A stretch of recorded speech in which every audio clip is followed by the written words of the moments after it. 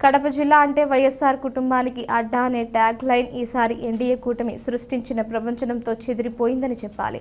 అయితే ఈసారి ఎన్డీఏ కూటమి సృష్టించిన ప్రపంచంతో తొలిసారిగా టీడీపీ బరిలో నిలిచి కడప జిల్లా నుంచి అసెంబ్లీలో అడుగుపెడుతున్నారు.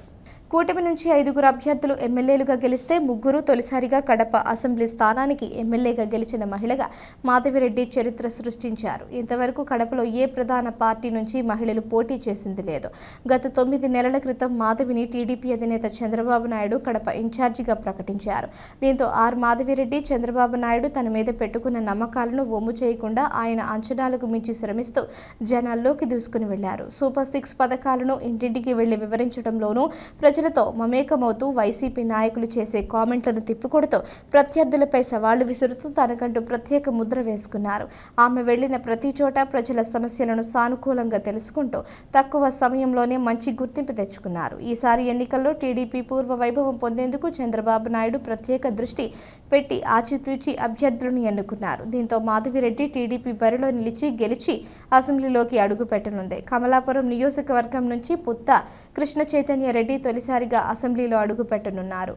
చైతన్యరెడ్డి తండ్రి పుత్త నరసింహారెడ్డి టీడీపీ రాష్ట్ర అధ్యక్షుడిగా 2009, 2014, 2019 ఎన్నికల్లో టీడీపీ నుంచి పోటీ చేసి ఓటమి చెందారు. అయితే ఈసారి చంద్రబాబు నాయుడు పుత్త నరసింహారెడ్డి కొడుకు కృష్ణ చైతన్యరెడ్డిని బరిలోకి నిలిపింది. అయితే పుత్త నరసింహారెడ్డి కుటుంబంపై నియోజకవర్గంలో మంచి పేరు ఉండడం, ప్రజలు ఎవరు వెళ్లినా వారికి మంచి చేస్తూ ఉండడం, నియోజకవర్గంలో వైసీపీ ఎమ్మెల్యే అనుచరులు భూ కబ్జాలు, దౌర్జన్యాలకు దిగుతూ ఉండడం, వైసీపీ పాలనతో విసుగు చెందడంతో ఈసారి నియోజకవర్గ ప్రజలు టీడీపీకి పట్టం కట్టి కృష్ణ చైతన్యరెడ్డి అత్యధిక మెజారిటీతో గెలిపించారు. దీంతో కృష్ణ చైతన్యరెడ్డి కూడా తొలిసారిగా అసెంబ్లీలో అడుగుపెట్టనున్నాడు. అదేవిధంగా మైదుకూరు నుంచి తొలిసారిగా పుట్టా సుధాకర్ యాదవ్ ఎమ్మెల్యేగా గెలిచారు. 2 దఫాలు పుట్టా సుధాకర్ యాదవ్ టీడీపీ నుంచి పోటీ చేసినా గెలవలేకపోయారు. 2014, 2019లో టీడీపీ హయాంలో టీటీడీ బోర్డు చైర్మన్గా కూడా పనిచేశారు. అయితే ఎలాగైనా మైదుకూరు నుంచి గెలవాలన్న కసితో పట్టు వదలని విక్రమార్కుల్లా పనిచేస్తూ వచ్చారు. అసెంబ్లీలో అడుగు పెట్టాలన్న పుట్టా సుధాకర్ యాదవ్ చిరకాల కోరిక ఈసారి సఫలీకృతమైంది.